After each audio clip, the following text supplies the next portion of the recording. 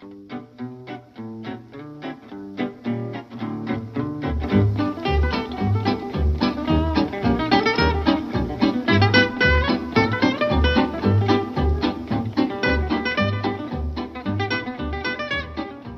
how much land have you got here? Well, we've got just under 3 acres of land. Okay. So it's enough to keep you busy then? Well, it does. It does. It sustains a few beasties, a couple of pigs, half a dozen chooks, as well as the local wildlife, friendly rabbits, pheasants. Families of quail, last count 22. 22? Yeah, running around. How long have you been here? Been here now 8 years. 8 years. Just in this house or in this house? How long have you been in Tauranga?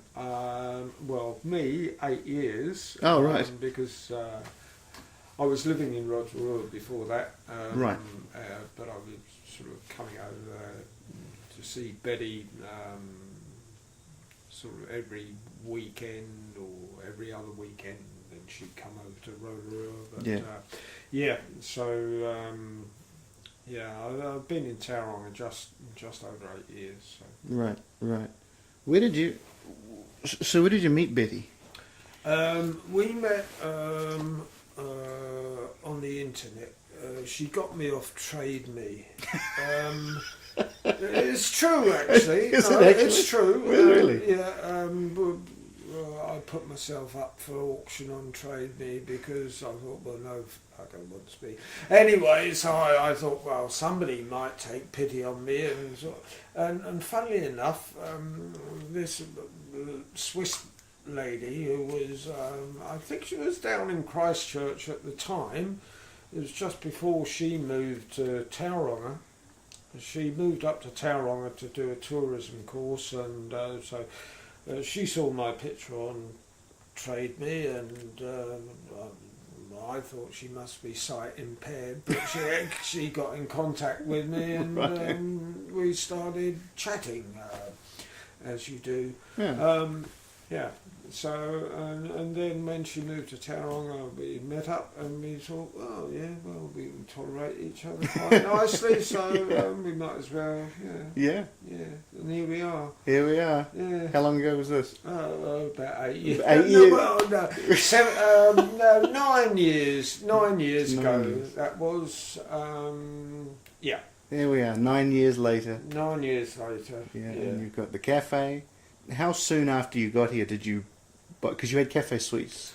Yeah. We well, after I left my employer in Rotorua in February 2008. Right.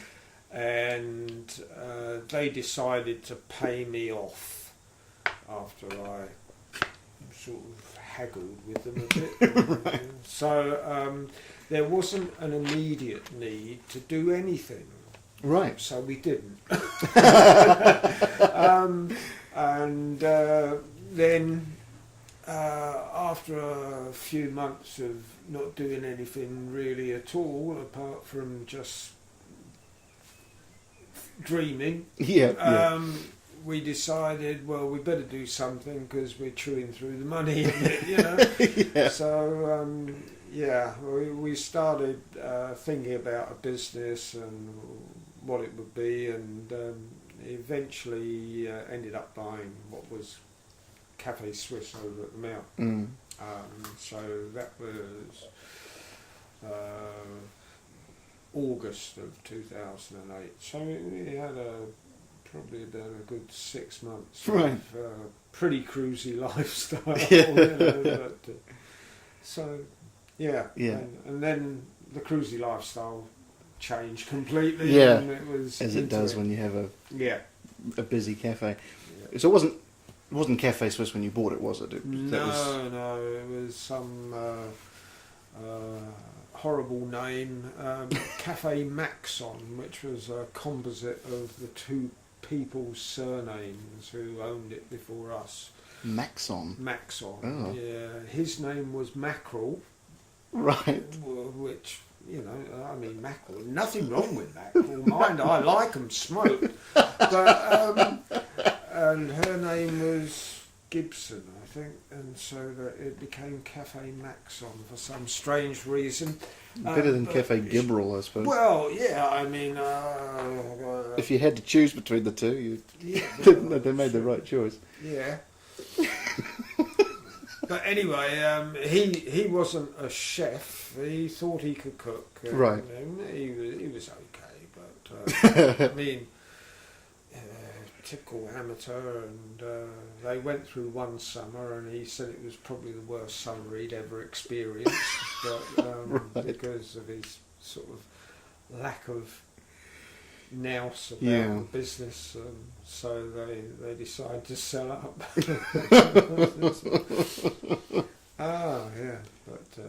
Yeah, so that was in August 2008. Yeah.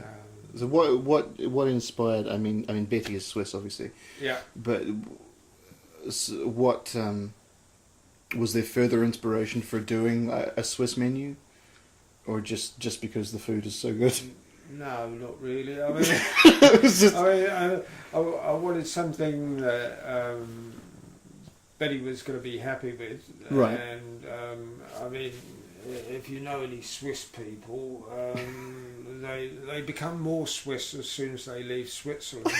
And so, yeah, it's true. It's true. Right. I mean, you know, we've had Swiss people travelling from all over the country to come and have a rösti at Cafe Suisse. Yeah. I mean, for me, it would be like, you know, me travelling from here to Invercargill to eat a fucking Yorkshire pudding. Yeah. You know, I mean, it ain't going to happen, but Right. I mean, the Swiss will do it.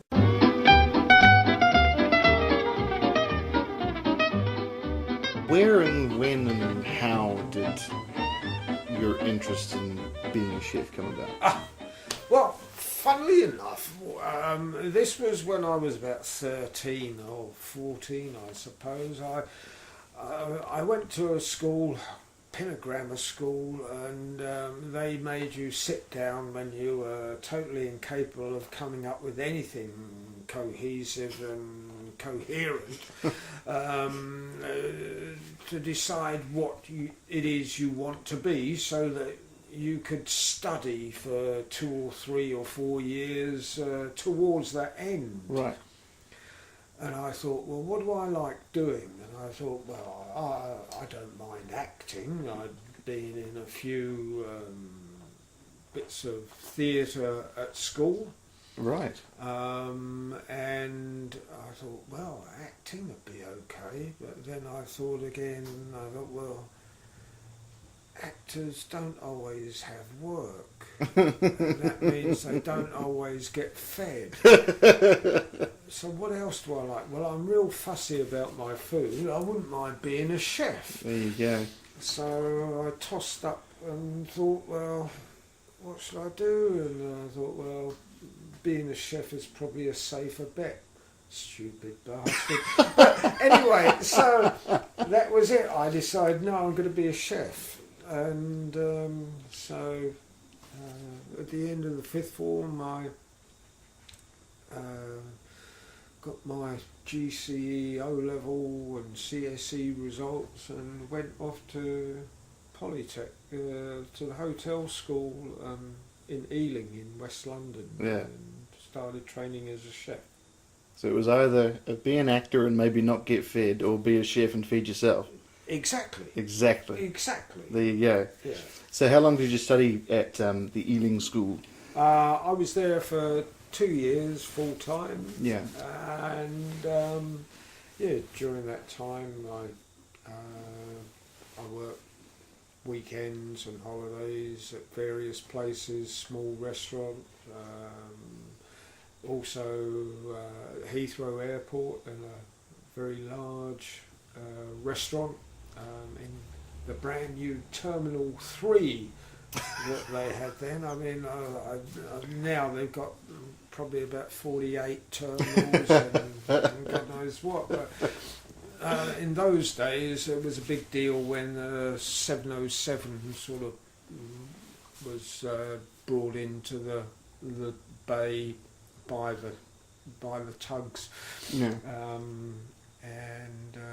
Yeah, they were a bit iffy. I mean, I remember one day Pakistani International Airways at the time had one plane which tested its flaps a bit too close to the terminal wall and blew out half a dozen fucking windows. Which wasn't too good in the kitchen because that actually overlooked the bay as well. But yeah, but I had fun there. I mean, God, the chefs I worked with were a real bunch of hangmen. You see all these chef programs about how cranky they are and how very basic their language capability is. I mean, it's all fucking true. I mean, yeah. Yeah. So what was your first full-time chefing job? First full-time chefing job. I worked at a small upmarket restaurant in northwest London, which was it was in an area that was frequented by Lord and Lady such and such and composers. My goodness. One of our regulars was Laurie Johnson, who composed the music for the Avengers. Right, yes he did, yeah. And a few other TV programs. Yeah. Yeah, we even had, the likes of Sean Connery in there and various other sort of notable screen people at the time. Yeah. But it was only a small place, only seated 35 people. It was run by an ex-Polish fighter pilot called Dick Galanti. Wow. And he used to fly a P-51 Mustang during the war, and he was quite a hard case, as you could imagine. I can imagine, yeah. But, he ended up being the maitre d' at the Mayfair Hotel in the West End of London, and eventually decided to buy his own little restaurant. Right. So, and they had a sausage dog, a Dachshund called Bobo. You can't make that stuff up, can you? No. Very, very affectionate little thing. But it was an interesting place to go and work. But I knew it was only going to be temporary because the business was going to be closing down about 6-8 months after I finished my Polytech program. Right. And so I then got a job at London Hilton. Right. Which was a complete contrast. I went from a very small restaurant with just myself and the owner basically working the kitchen to a hotel that had over 100 chefs. And for some reason, which I never quite worked out, they took me on as a third commie chef, and I turned up on my first day. Third commie chef is like, if you think about the person who kisses the arse of the boss, well, this is the guy who wipes his shoes while he's kissing the arse of the boss. Right, but, I turned up and started work as a third commie chef, and by lunchtime I was a second commie chef and promoted to the best restaurant in the whole frigging hotel, which pissed off a load of the other young guys that were working there. And I thought to myself, well, this is great, I could be the executive chef by tea time. I got collected by this Swiss sous chef, who was the guy in charge of each kitchen. Right. And at the Hilton in London, we had about 6 restaurants plus a banqueting section plus a whole pastry kitchen. It was a big operation. Expensive, yeah. Yeah, so we jumped in the lift and up we went to the 28th floor, Yeah. which was where our restaurant was, right at the top of the building. And I started work there as second commie on the vegetable section. Right. With a Japanese chef de partie. A chef de partie is the chef in charge of a section of the kitchen. Right. And so my chef was called Sadahiro San, and he taught me all I need to know about European vegetable cookery. Strange but true.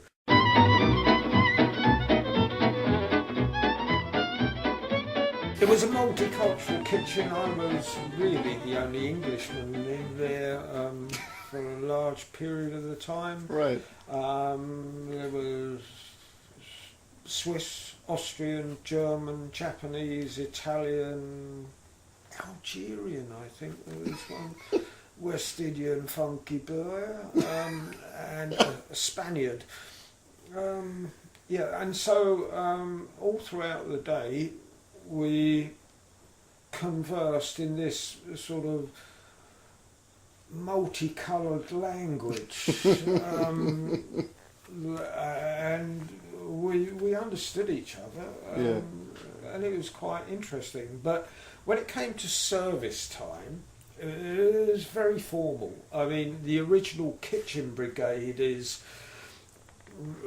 really shaped on an army brigade, and you've got your various strata of ranks and officers within. Yeah. That's why it's called a kitchen brigade. It is very much like the army. Right. And so I was a private, obviously, being the new boy. And, I mean, you don't show your privates much. But anyway, so, and then you've got your NCOs, really, I suppose, your sergeants, which were in charge of each section or platoon, as it were. And then above that you'd have your officers, and the officer in charge of the kitchen brigade was a sous chef, or literally under chef. That's what it means. Right. It's nothing to do with sexual preference, but I mean that's the name that you're given. Yeah. And then eventually at the top of the heap there's the executive chef. Right. That's how it worked. So the executive chef is in charge of all... The whole thing. The whole thing. Yeah, he had the whole hotel. I mean, it was, as I say, 6 restaurants plus all the other things that we did. Over 100 chefs, 500 rooms. It was quite a busy place. Yeah. But service time in each kitchen, all the other languages stopped, and then everything was conducted in French. Right. So you can imagine, you're swearing at each other in Japanese, Italian, German, or whatever. Come 12 o'clock, lunchtime service starts, boom, no other language, French. You suddenly become this pseudo frog. And the German Jewish sous chef would walk in, or the Swiss sous chef would walk in and suddenly start spouting on in French. Entremetier, ça marche, deux couverts, deux bouquetiers de légumes. And he's like, oui, chef. It carried on like that until you'd finished service. Yeah. Forget about English, forget about German, it doesn't fucking exist. I mean, no, there we were, all spouting French. Yeah. And it was great. It was fun. Is that a universal thing, or is that just for that? It was probably what happened in a lot of places at the time. These days you don't see it very much. No. Well, certainly you don't see it probably outside Europe or Yeah. some pretentious restaurant in the States. Yeah. So where would that have come from? Was it just the... The executive chef was German, Right. and he was determined that everything would be done precisely. Right. We will speak French. So we spoke French. out of sort of honour to the French. I suppose a lot of countries speak French. I mean, there's Switzerland has a French. Betty's family language is French. Right. Although she was educated in German, in Switzerland they speak German, French, Italian, and a fourth language called Romansh, Right. which is almost like gypsy language. Right. German's the dominant one. Right. But it depends which area of Switzerland you come from. Yeah. But, French was always seen to be the diplomatic language Right. of Europe. Right. Yeah. Enough said.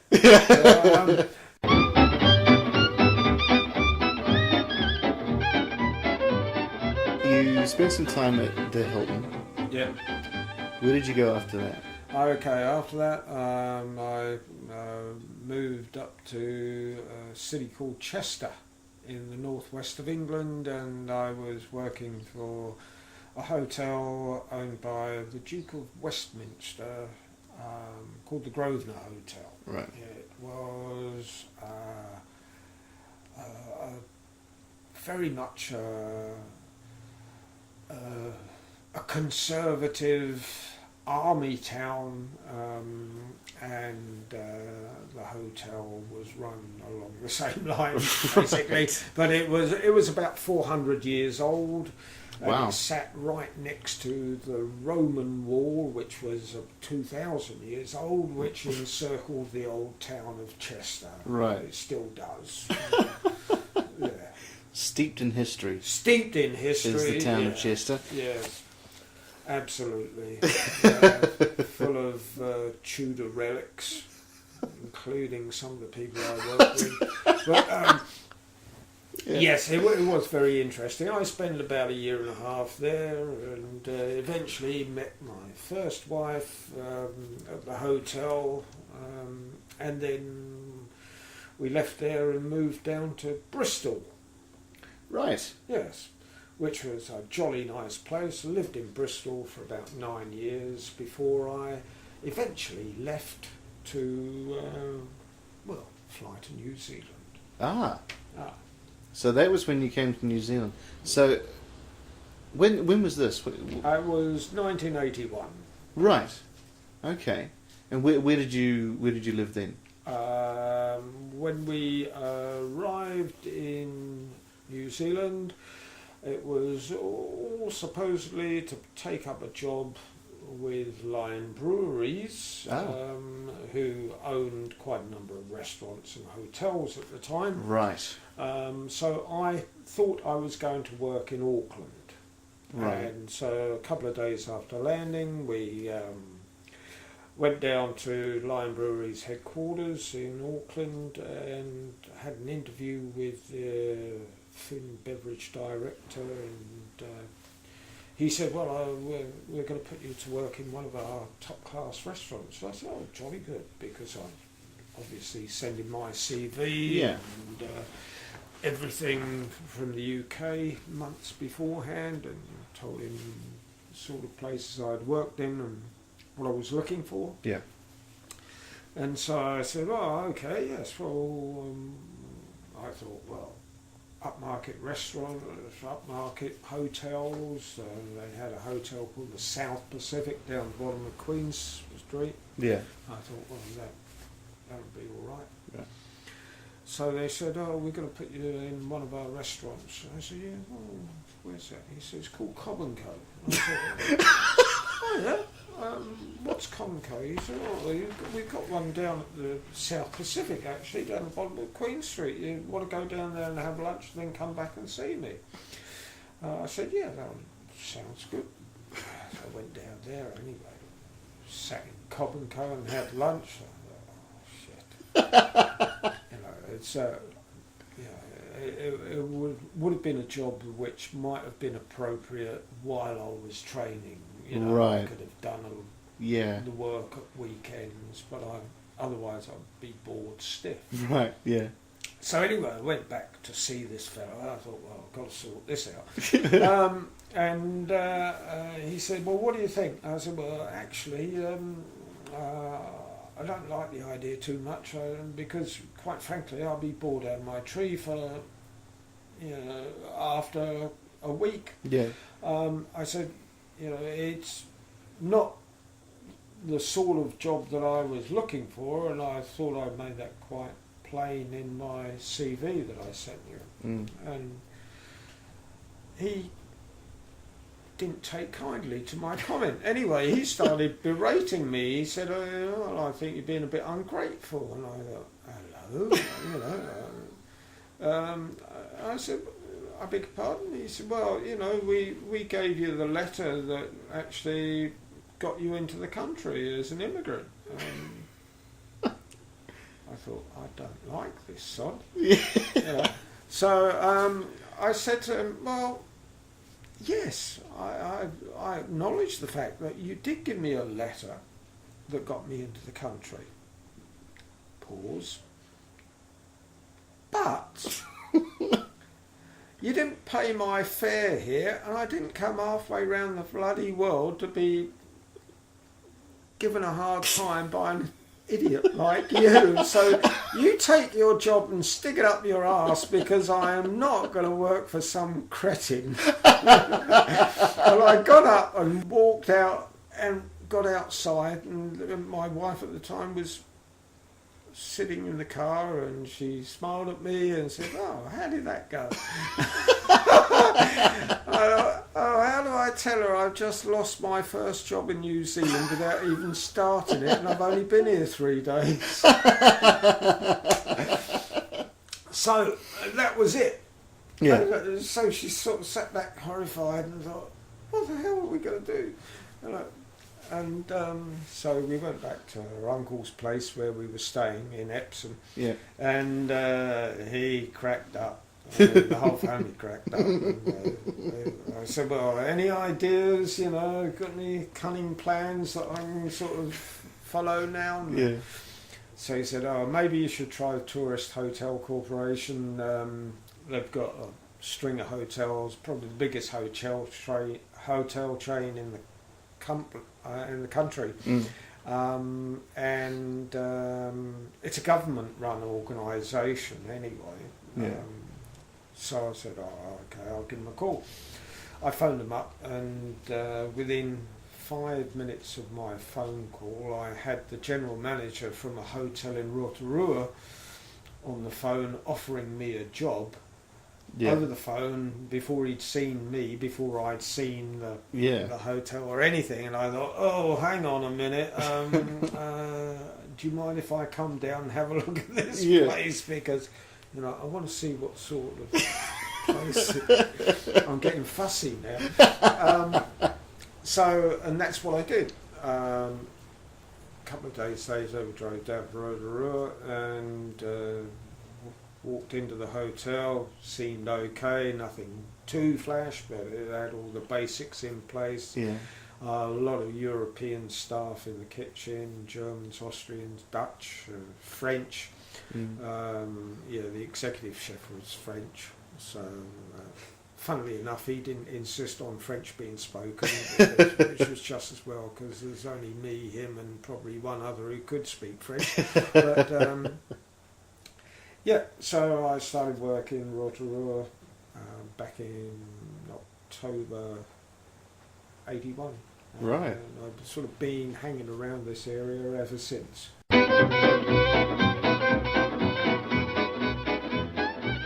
When did you go to India? India, okay. I after I'd finished working in hotels in Rotorua, I back in 1986, I got a job as one of the first lecturers in hospitality at the then new catering school that they'd only just built. Right. And I stayed there for 22 years, believe it or not.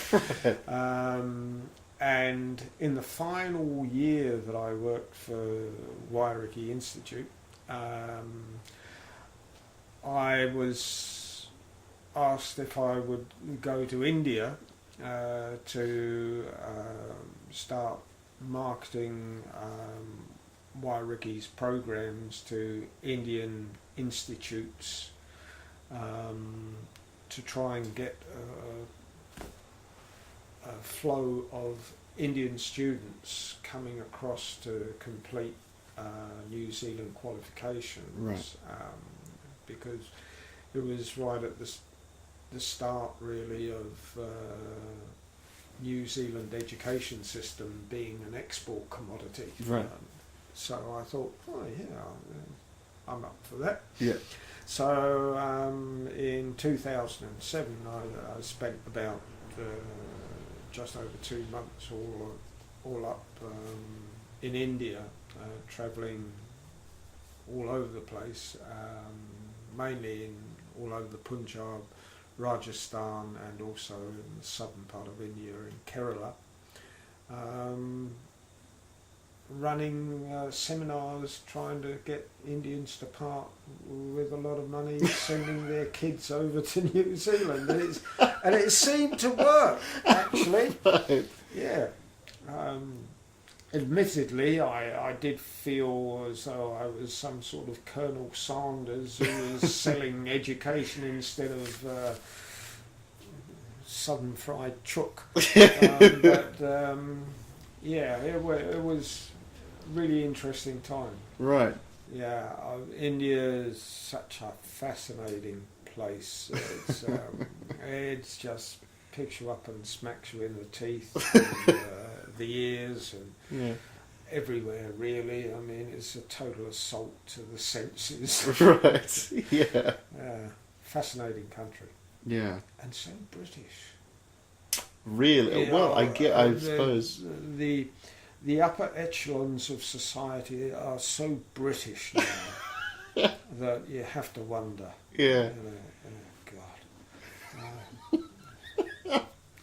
The Brits have got a lot to answer for in India, I'm afraid, but they did a hell of a lot of good things, but one of the things I think that they really helped to cement home was the old class system. Right. It's still pretty prevalent Right. throughout a large part of India anyway. Really? Wow.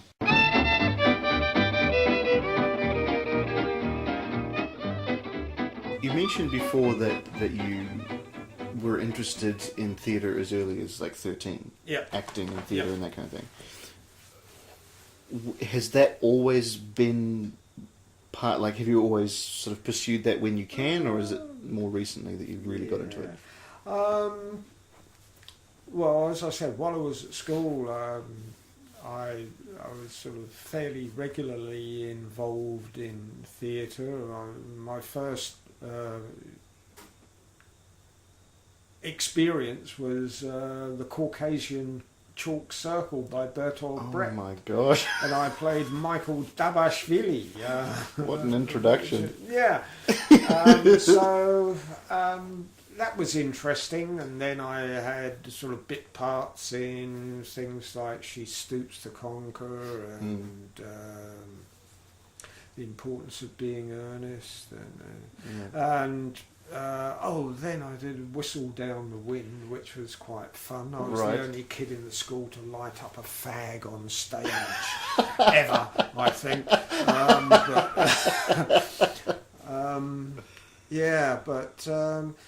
And then after I left school, I was too busy really with trying to become a chef, and Right. then family, and sort of buying houses and things. I just didn't really seem to have the time or desire strong enough to actually do any more theatre. Right. And that really went on until about 2003, 2004, I think, when I suddenly ended up at an audition for Footrot Flats in Rotorua. Right. With the Rotorua Musical Theatre. Yeah. And I thought, oh well, give it a go. I need to do something. Yeah. Yeah. Yeah, and I ended up with 2 parts in Footrot Flats. I ended up as Cooch Windgrass. Right. I had to sing a solo whilst wandering through the audience at the time. And also I was Major, the pig dog. So, yeah, that was interesting. I even got some pictures here, I think. Oh, yes. Yeah. Of Footrot Flats, did you? Footrot Flats. That was part of it. That's me on the left. Where's you? It's there. There you. That's me. Cooch Windgrass. Oh, so it is. And that was me too. That was Major the pig dog. As you see, I make a very nice pig dog. Yeah. That's a good. Yes. The next production I was in was Chess. Oh, chess. Yeah, and I played Walter, the CIA man. Yeah. There we are. Yeah. Is he... I'm not so familiar with chess. Is he the one... He's not the coach of the Russian guy, is he? No, he's the coach of the American guy. Right. Yeah. Right. Oh, there's the Yeah. the guy in the Russian uniform would be the... Yeah, that's Molokov. Right, yeah. That's the one I'm thinking of. Yeah. But chess, wow. Actually, he came from Matamata, so he wasn't very Russian. He was damn good. Right. But, yeah. That was a difficult show to do. That was probably the one that I least enjoyed because it was so intense, it was so demanding. Right. I mean, it's not only that you're singing, but being written by the 2 geezers out of ABBA. Yeah. The harmonies and everything wasn't the simplest to do, and I mean, and the director was, well, could have been better, I think. Right. But I was quite pleased when it was finished. It was a big show to do. Yeah. It really was. Yeah. But the guys that I worked with were really good. Oh, good. Good. Yeah. I didn't know you were in chess. That's interesting. Yeah. Then after that, I did the full Monty. I haven't got any pictures of the full Monty.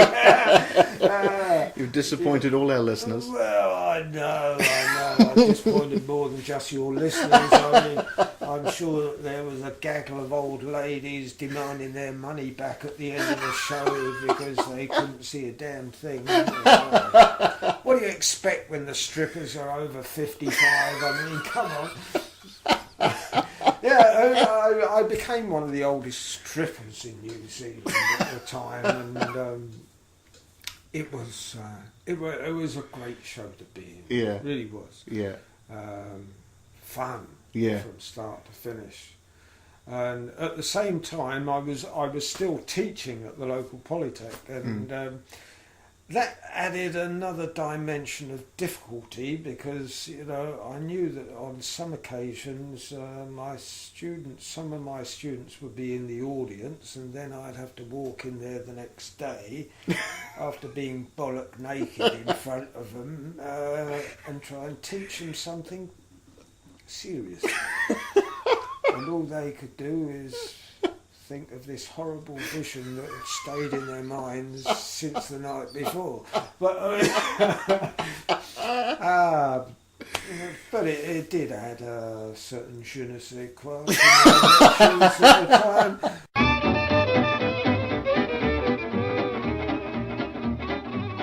and then you came here. Yep. Was the first one? I think the first one you did was One Flew Over the Cuckoo's Nest. That's right. We met in the asylum. Yes, we did. We did, and Yeah. what a blast we had. Yes, indeed. I had a ball. I don't know about you, but I had a ball doing that show. It was terrific. Yeah, yeah. What a great experience. That led to other things you did. Yeah. Well, I was pretty much straight after that. I ended up doing train spotting. Yes. And that was interesting because not being satisfied with having one role to play, I ended up with 11 different roles, 2 of them actually female. But that was a challenge, and a very interesting one as well. Yeah.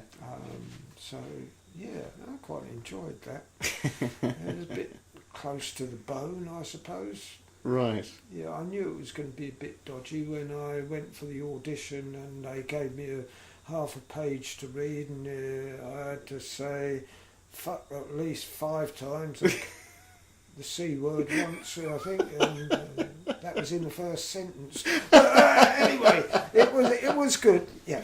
Yeah. Yeah. And then we did Faulty Towers as well. Faulty Towers, yes, yeah. you were the major. A couple of Faulty Towers. Yes. Morning, Faulty. Yeah. Papers arrived. Yeah. I mean, didn't have much more to say. Really, But you were sort of always present in the scene. Character. Yeah. Yes. It's a funny old thing, isn't it? The amateur, the amdram sort of thing, isn't it? Oh wow. It's fun. It's fun because it gives you an opportunity to become somebody else other than you. And after a while, I think most of us get lost in that. Because we totally enjoy being the other person. And that's it. Life becomes just a constant flow of characters. Yeah, yeah. Some stronger than others, I might have to admit. Yeah. Well, this has been wonderful. Thank you very much. Well, jolly good. Should we start now? let's That warmed you up enough? I mean, yeah. No, that's sort of the pre-interview. Okay. The preamble, and now we'll launch into it. Oh, right. Okay. I'll get myself ready. Yeah.